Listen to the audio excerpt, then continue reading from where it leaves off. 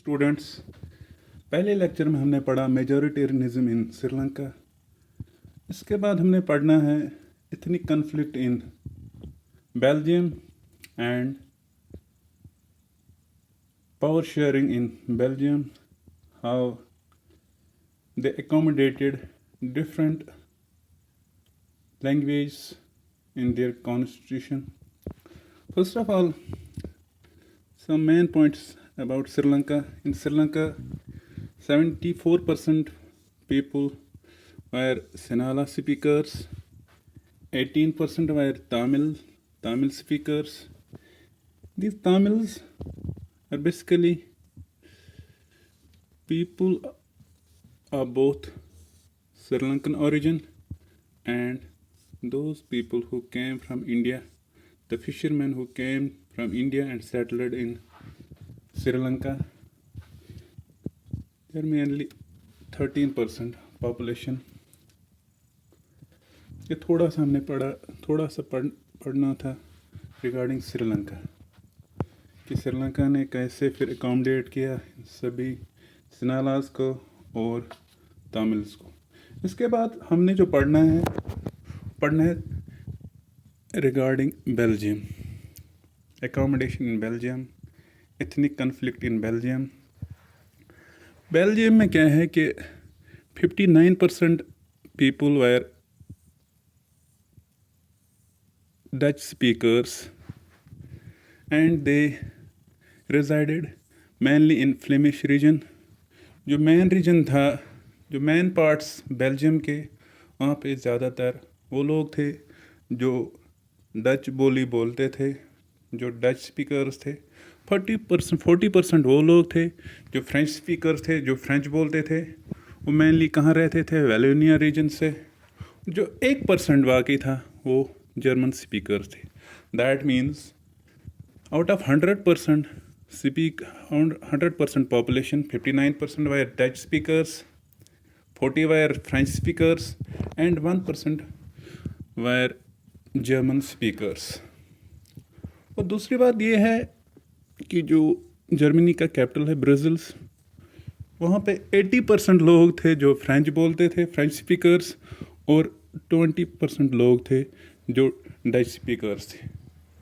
जो मेजॉरिटी के लोग थे वो डच स्पीकर्स थे, मेन पार्ट्स में रहते थे। लेकिन जो फ्रेंच स्पीकर्स थे वो कैपिटल में, जो बेल्जियम की कैपिटल है, वहाँ पे 80% स्पीकर्स वो थे जो फ्रेंच ज़बान बोलते थे, और 20% डच स्पीकर्स थे। इस वजह से वहाँ पे कॉन्फ्लिक्ट थी कि मेजॉरिटी के लोग डच स्पीकर्स थे जो डिफरेंट पार्ट्स में थे, और जो कैपिटल में लोग थे वो फ्रेंच स्पीकर्स ज़्यादा थे। सेंटर में डच स्पीकर्स का कंट्रोल था, डच लोगों का कंट्रोल था, और कैपिटल में फ्रेंच वालों का कंट्रोल था। इसकी वजह से वहाँ पे एक कॉन्फ्लिक्ट थी जिसको कहते थे एथनिक कॉन्फ्लिक्ट। इस वजह से वहाँ पे बहुत ज़्यादा कॉन्फ्लिक्ट होते थे। ये कॉन्फ्लिक्ट कैसे दूर हो गया? उन्होंने एक नई पॉलिसी फ्रेम की कॉन्स्टिट्यूशन 1980 के बाद। 1960s 1950 में ये कॉन्फ्लिक्ट था। 1980 के बाद थोड़ी सी पॉलिसीज़ उन्होंने चेंज की। कॉन्स्टिट्यूशन में ये चेंज लाई कि हमने हर लैंग्वेज को रिप्रेजेंट करना है, हमने हर लैंग्वेज को बराबर हुकूक देने हैं। इसकी वजह से उन्होंने ये कहा कि जो भी मिनिस्टर्स हैं वो बहुत डच स्पीकर्स होने चाहिए और फ्रेंच स्पीकर्स होने चाहिए, उनकी इक्वल रिप्रेजेंटेशन होनी चाहिए।